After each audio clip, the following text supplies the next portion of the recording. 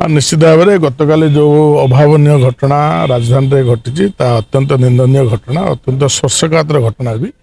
कहीं जो मैंने गणतांत्रिक राष्ट्र में आंदोलन करने मना क्या ना किंतु आवश्यक अनुसार परमिशन नहीं कि रास्ता रोको कर राइट्स ना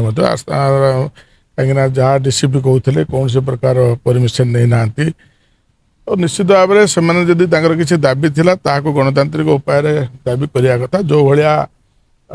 आंदोलन नारे जो भाया हिंसात्मक कार्य गतकाली निभाइले जो थे कि सरकारी संपत्ति कथा कहतु कि पुलिस कर्मचारी की पुलिस अफसर को माड़ कथा कहतु कि साधारण जनता को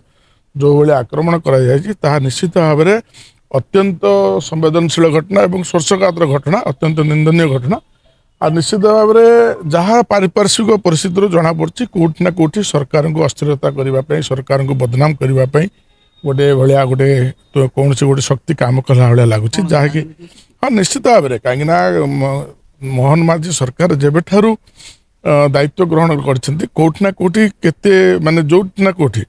एत बड़को मुझे गोटे विधायक हिसाब से मोर राजनैतिक अभिज्ञता दृष्टि मुझे कौटि ना कौटि सरकार को बदनाम करने गोटे शक्ति काम करुच्ची जार तृणमूल स्तर को सरकार जावाक पड़ो से तथ्य से किए से शक्ति पछरे रहीकि यह कांड को प्रोत्साहन देते से सरजमीन तदंत हो विरुद्ध कार्यानुष्ठान हेले जनसाधारण निश्चित भाव में माने आश्वस्त हे जो भाया जो मैंने गतकाली कांड निभाई से विरुद्ध दृढ़ दृढ़ कार्यानुष्ठान होगा पड़ो एवं सरकार निश्चित भाव में देखो सरकार को बदनाम करने जब चेष्टा कर किए विरोधी विजु जनता दल कहता कहतु कि अन्य शक्ति मैंने कहतु निश्चित भाव में कौटि ना कौटि